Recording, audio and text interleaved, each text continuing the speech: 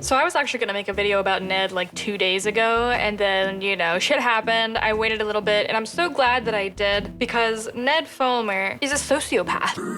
So there's a bunch of different things that I wanted to cover with Ned, because he dropped another response video giving his perspective with the whole divorce thing that happened, and, you know, the cheating and the betrayal of his wife's trust, shit like that, and giving his point of view over the course of about 9.5 minutes. And then we found out that he was botting views on a couple of his videos, so he had his trailer hit 1 million views, and he had one of his other videos hit 1 million views, and both of them came out of fucking nowhere. The comments and the likes do not reflect the number of views proportionally, and it's pretty pathetic because every other video around it doesn't even break 100K. The fact that he's attempting to play this all off like it's completely normal is incredibly frustrating, but it's pretty clear that the reason he started talking about the divorce and the cheating shit again was because his channel's dying, and he thought that if he can jizz up a little bit more interest while he puts out the next set of videos that he pre-recorded, it would work out great, but it didn't. He put out the video explaining his side of things. It got maybe 1/10 of what the original video did with the podcast with Ariel Fulmer.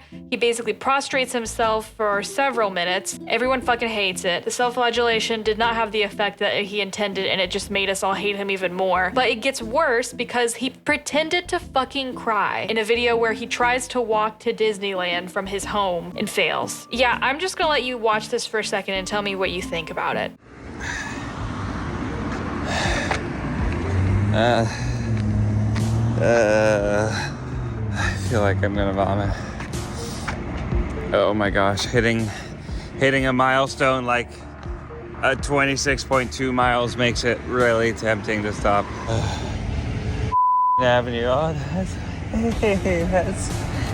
where I live, just all the way up that way.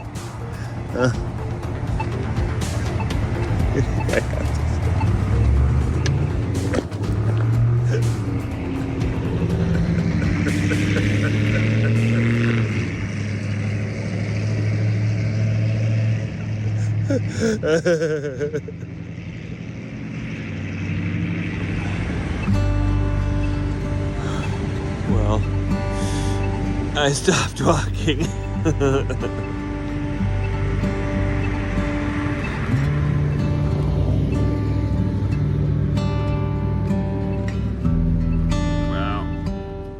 It's fucking shit, right? I don't know why he feels compelled to just make an absolute fucking ass of himself, but he shows more emotion in this video pretending to cry over failing walking for 26 miles than he does in the podcast where his wife berates him for being a piece of shit and destroying their marriage and destroying their lives. He shows more emotion during that than he did in any other conversation that requires at least a hint of remorse, but he doesn't, he can't, and it's kind of crazy that this is the way that he decides to showcase the emotion. In particular, it's the fact that a tear cannot be squeezed from his eyeballs. Part of it could be that he's dehydrated from walking 26 miles straight, but I find that hard to believe. I've seen the fake crying shit on YouTube plenty of times. I'm not convinced by it from this scrawny white man, but it gets weird because he cuts to another part of the video where we see like a tear track down his face, and you know, my immediate thought was they added that shit in post. It's just incredibly embarrassing. But you know, it's put at the tail end of this 33-minute video, and he clickbaits the thumbnail of the video immediately, because what else are you supposed to do? Showing him crying, and the title of it is I have MS. And the point of him walking 26 miles and failing to reach Disneyland is to raise awareness and donate to a foundation that is searching for a cure for MS. The thing is, he makes this thumbnail of him sobbing, and the title is incredibly clickbaity, as if he was just diagnosed with it today. He's breaking down crying because he was diagnosed with this incurable disease that he's gonna die someday. No, he was diagnosed with MS 10 years ago. You're sitting here just now using it to make people feel bad for you in your situation. He's just such a slimy little fuck. I try to be a little bit more level when I'm talking about shit like this, but Ned Fulmer just awakens a deep frustration in me, and I think it's mostly because, for one thing, he's talking about trying to reinvent himself. He's talking about trying to do new things and start over and get a fresh outlook on life. But the thing is, he threw everything away because he was unsatisfied. He was frustrated with being the wife guy. He was frustrated with being a successful member of a very lucrative and wonderful business. He had great friends. He had a beautiful wife and 2 wonderful children. And he threw all of that away because he was unsatisfied, because he had a midlife crisis, and he took it out on his family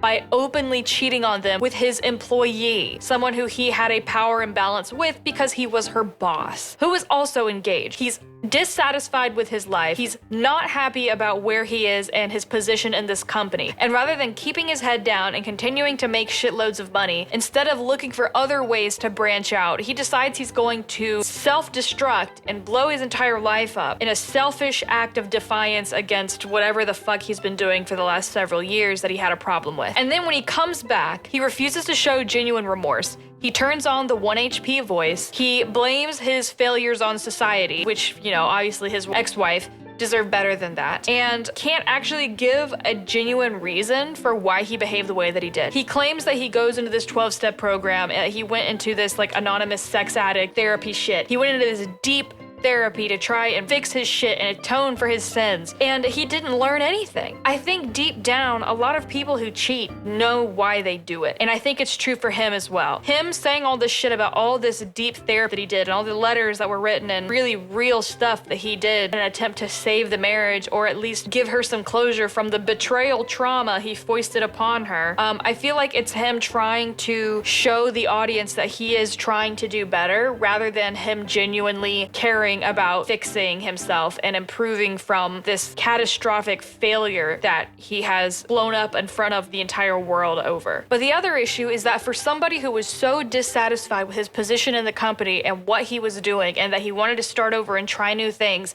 and just get a new lease on life, he turns around and does the one thing he's familiar with, the one thing that he knows, because that's all he has left, because he's a hack. He doesn't have creative thoughts. He is not capable of creating original ideas. He's doing everything that he used to do because it's the only thing he knows. Meanwhile, you know, they're hiring at fucking Starbucks. It's not that hard to get a job offline. It's just bizarre. For him to sit here and bitch about where he was as a try guy, and then to turn around and just be a solo try guy and try and pretend that it's about curiosity and empathy and learning, and it's this idea that he gained from therapy. It makes me think that he didn't learn anything from therapy.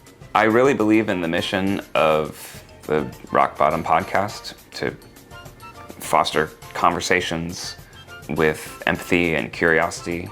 It stems from a lot of that group therapy work, of seeing how much someone sharing how they're addressing the wreckage in their life that they caused and how they're overcoming a challenge can really be a catalyst for healing. So if it's affected you so far, I'm grateful for that.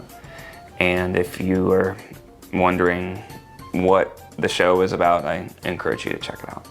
It makes me think that he went into therapy, learned about empathy and curiosity, and thought he could monetize that. He could fold this into his grift of being a discount Walmart off-brand, great value try guy, except it's incredibly poor value for what we're getting. Otherwise, I don't think he would have continued to bring up the divorce. I don't think he would have tried to make another video addressing where he fucked up. And he's talking about all these incredibly sensitive, private, delicate things on a public stage in an attempt to regain relevance and rebuild his career online. Ned, you blew that shit up 3 years ago. People stopped caring 3 years ago.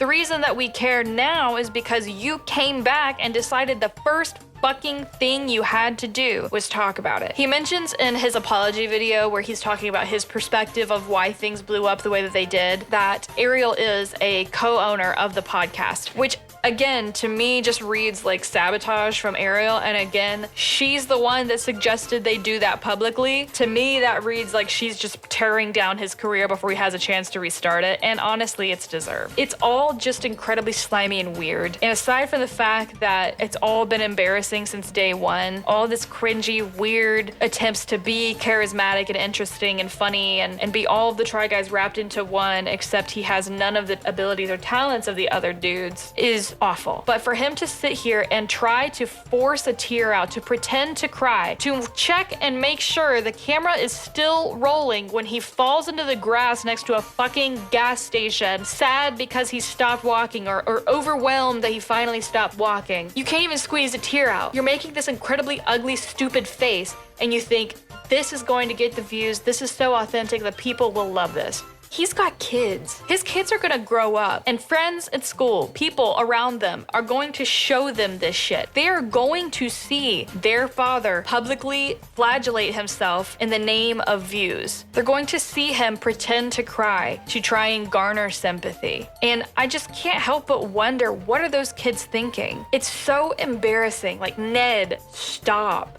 Just stop. Hop onto Indeed, pull up some remote work, full-time shit, do some customer service, actually get humbled, and just get out of the limelight, because you don't need it. You're not good in it. And quite frankly, it's just embarrassing for all of us. More people have watched reactions to his content than watch his content. He is currently the peak lolcow. The fall from grace is historic. I just don't think there's any reason for him to continue doing what he's doing. So I figured I would roll everything into one. The botting, the begging, the absolutely pathetic attempt to maintain relevance by continuously bringing up the divorce and the cheating. But yeah, I just don't have a lot of sympathy for this person, and I don't think I ever will. So I think I'm gonna let Ned go for a little bit. I'm gonna let him cook on the back burner until he releases the third video talking about the cheating and divorce from his kids' perspectives. And until then, I'll see you guys in the next video. So have a good night, and I'll see you tomorrow. Bye.